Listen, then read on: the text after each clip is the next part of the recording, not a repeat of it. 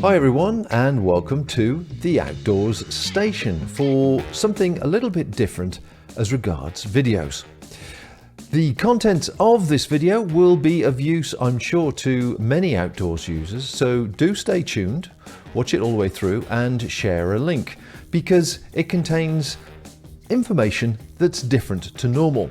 How is it different? Well, it's not a gear report or a gear review, and it's not a trip report. It's something that is perhaps missed in the social media scene for outdoors users generally, and that is news which comes from the different brands and important sectors of the outdoors industry. A lot of this information has come from the Outdoors Industries Association, and so I'd like to thank them for compiling it. In it, we're looking at sustainability, electric mountain bikes, hiking events, free services, and there's even a competition to win over €7,500 worth of outdoor equipment. So yes, it's worth staying tuned and watching it all the way through. So without further ado, here's the latest outdoors news.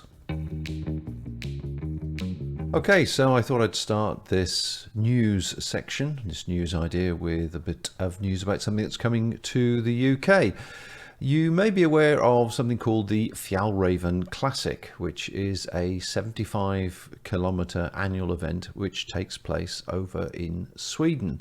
It's an organised event, very organised, and several hundred people undertake a 75-kilometre route. An organised route, there's no sort of going off route, and as the website says, it's not a competition or a race, but a chance to socialise with other hikers and enjoy a trek of a lifetime. Very similar in its philosophy to the TGO Challenge, of course. Now, they have expanded and moved into different countries. So there's now 6 Fjallraven Classics taking place around the world. And the dates are, as you can see on the website, August for Sweden, July in Denmark, the USA August, Korea October, Germany in May, and would you believe, the UK in September. Yes, it's coming to the UK, and as I say, it's an organised event which is taking place in the 13th to 16th of September. So let's have a look at a few more details. It's a ticketed event, however, they do take care of all your logistics, your food, your transfers, your checkpoints, support, and a few little treats along the way, so says their press release. The ticket price is £200, and as I say, all the details are here on the website. Everybody is to keep to the organised route, but you still have the Scotland Land Reform Act taking place, so it does mean that you are able to camp pretty well anywhere, with obviously respect for your surroundings. Included in your £200, what do you get? Well, you get car parking overnight at Mar Lodge, which is near Braemar, a waterproof map, fuel for your camp stove, be it gas or alcohol, some free dried food for 3 days, and an orange safety tag to attach to your backpack, and no doubt some sort of certificate or medal when you finish. So that's it. If you're looking for something that's an organised event, you would like to have your hand held, shall we say, and walk the Scottish mountains in September. Who knows what the weather would be like in September? It could be fabulous. It could be pretty windy and wet. It should be out of mid-season, so that's one good thing. And Mar Lodge is a beautiful place to go for a walk, so it is an exceptionally good walk for your money. So 40 miles, 65 kilometers, 3 days. So that's the Fjallraven Classic, and of course all the information is available on the website. Have you ever used an e-bike? I have, and I think they're great for social domestic cycling and particularly commuting, and I see a lot of them around this area now. Actually, there are people certainly enjoying the benefits that a little bit of labour saving on an e-bike will give you. But how about the more adventurous stuff? Mountain e-biking, is that what it's called? Or e-mountain biking, EMTB? I'm not too sure. Anyway, if you want to know more about it like me, then have a look at the Plazy Brennan website, because they're running a course, e-bike Snowdonia. Now this is taking place at the beginning of September and the end of October this year, and you can see the prices there for non-residential and residential, £212 and £314 respectively. And you get a chance to use one of the latest e-bikes on a challenging trail in a small group of 6 around the Marin Trail, I think they're doing. And you will get to see what an e-mountain bike feels like and if it's for you. The itinerary there is pretty self-explanatory. Morning meet to talk through the riders, their needs and expectations, and then head out on the trail. The experience is fairly minimal, and of course Plazy Brennan has got a great reputation for mountain training and looking after people with very, very competent and popular instructors. So if you fancy doing something a little bit different in September or October, and you fancy giving electronic mountain bikes, it doesn't sound right to say e-mountain bikes a crack, then contact Plazy Brennan. Then once again, the links will be in the show notes, but just Google it and I'm sure you will find it. So a select group of 6 for a muddy weekend. I think that's the best way of putting it. Let's come on to the environment and sustainability. We all have equipment that we know and love and appreciate, and obviously over time the equipment deteriorates, and you get to a point where you want to either get it fixed or bin it, and then you look at the current range of prices for a replacement and you think repair is possibly the best option. Well, there are quite a few brands and companies actually that are offering a repair refurbishment service, which would be much cheaper than buying something new. So if you can get a bit more life out of your equipment, better still. The Outdoor Industries Association have started to gather the information regarding different companies and what they're doing. And RAB, the well-known outdoor mountaineering equipment, have started or taken their second stitch in-house upcycling and turned it into an online repair service. It's all part and parcel of Equip, who own RAB, is sustainability strategy, aiming to get towards climate neutral or as much as possible and net zero emissions by 2030. So they are now offering this particular service for RAB equipment only, and the details will be on their website, but I'll put links to this and what I'm about to tell you next on the show notes. Taking this a stage further, the Outdoor Industries Association have put together a document, a very simple document, which basically outlines the variety of companies who are offering sustainability services, repairs, etc. Now I'll quickly flip through this on the website, but as I say, I'll put it all together in the show notes. So you've got Lancashire Sports Repairs, TYF, Patagonia doing their a repair, and obviously some companies will only do their own brands, some will do a variety of brands. Berghaus, own brand. Alpkit, they've expanded massively now, haven't they? Of course, there's RAB. Montaigne, of course, Montaigne's only equipment.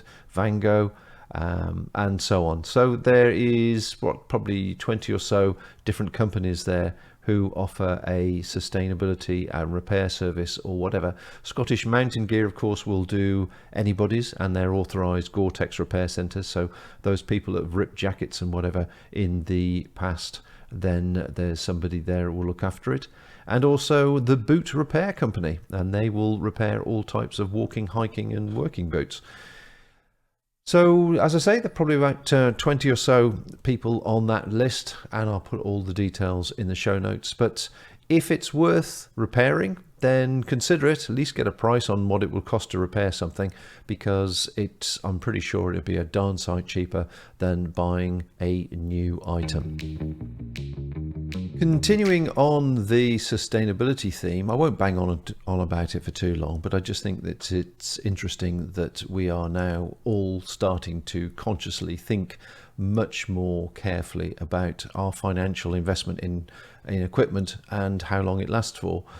I was looking at an article produced by the Scandinavian Outdoor Group, the top Nordic outdoor companies. Now, this magazine comes out from them on a fairly irregular basis, but this was the last one that I saw, and on page 22 there was a report about sustainability. Let's just quickly flip through to it here. It's a quite an interesting breakdown of what's been happening over the last 15 years. And in fact, I was mega impressed when we first joined the outdoor industry 16 years ago, and we went to our first international trade fair, that the Scandinavian companies then were already using recycled materials and recycling their products. And when I spoke to Klasse, who was our first company that we dealt with from an international or from a European point of view, their whole philosophy then was phenomenal. There was absolutely no wastage, and they were continue making items for outdoor use from all their cast-off materials in their manufacturing process. So this is a free magazine. Again, I'll put the links in the show notes, but do have a look at that. There's some interesting thought processes on how the European Scandinavian Outdoor Group are approaching their environmental ethos and sustainability. And to be honest, they are light years ahead of the UK and UK companies. But we're catching up. We're all trying to talk the same language, and hopefully we will get there soon. So again, back on the sustainability thing, it's all about saving money at the end of the day, as well as saving the environment.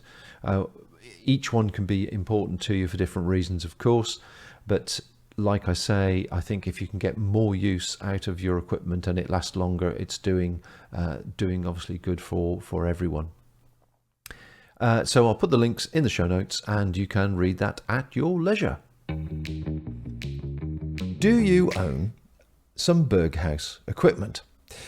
That could be rucksacks, boots, jackets, or any other kind of clothing which may be past their best. But you love the equipment and you don't really want to let it go, but you would like to get it refurbished, let's put it that way. Well, it's good news because Berghaus have introduced their Repairhaus. Now, this is a service that will see the brand attempting to repair any damaged Berghaus clothing, footwear, or pack accessory, however old, worn, or weathered the item is, led by the repair team based in the brand's headquarters in Sunderland, England. Okay, maybe that's not surprising, but what is surprising is that the service is totally free. While the repair service is free, it's asking consumers just to pick up the cost of sending the gear to them. The team aims to return the item back to customers within 21 days of receiving them.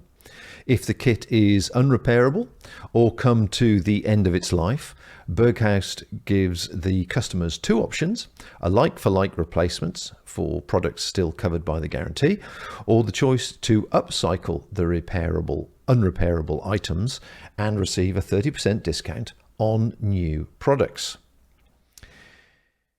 The Repairhaus is not only a cost-effective solution for consumers, but extending a product's life in one way, reducing environmental impact. Data from Berghaus's internal tools show that on average, repairing rather than buying a new like-for-like product generates 50% less kilograms of CO2. So, that looks pretty exciting. I've got an old Berghaus Packlight jacket, which, although the jacket itself is perfectly usable, all the elastic shock cord has withered and died. So I'm going to be using this service myself and giving it a test. So perhaps I'll give you a review based on that. Berghaus brand director Charlie Pym said in a statement, "Berghaus products are built to last, but of course one of the risks of outdoor adventures is your kit. As well as years of general wear and tear, products can get damaged in various ways. We've always offered the repair service, and our in-house team has a treasure trove of stories about how they've kept much-loved Berghaus kit out there in action." So there you go, free of charge, the Repairhaus. is there for you to use. And once again, all the details and links will be in the show notes. Here we are again a few weeks later from my previous news pieces that I've been gathering from around the internet, and I'm sorry if a couple of the dates have now passed by the time you get to see or hear this. However, I'll try and cheer you up with a little bit of news, something perhaps related to a competition and winning some outdoor gear, which is always very popular with people. Now, have you heard of the It's Great Out There Coalition? This is a European and major initiative to boost the profile of It's Great Out There campaign and inspire the public to introduce family and friends and colleagues to outdoor activities. It's a sad fact, but research does indicate quite clearly that 60% of Europeans never or rarely take part in physical activity, and almost 29% of boys and 27% of girls are overweight or living with obesity. Not good figures at all. However, they are running a competition to win some outdoor gear to encourage people on social media to get out there and enjoy the outdoors and obviously the exercise and the benefits that go with it. Now, this competition runs from the 23rd of September to the 23rd of October. The hashtag Take Someone Outdoors competition is open to anyone in Europe. I presume the UK are involved because, as you'll see, some of the sponsors are UK-based sponsors. The simple mechanic involves individuals taking another person or people outdoors to participate in physical activity in nature. They need to take a photograph of whoever is outside together and post it on Instagram with the hashtags hashtag Take Someone Outdoors, hashtag Be Active, and hashtag It's Great Out There. There are 15 prize packages totaling over €7,500 to win. There's some details on the website, which I'll put on the show notes, of course, what those little packages are. However, if I just skip down this video and go to the big pictures, it'll be a lot clearer. So that's, I'll just flip through these when I read some other information.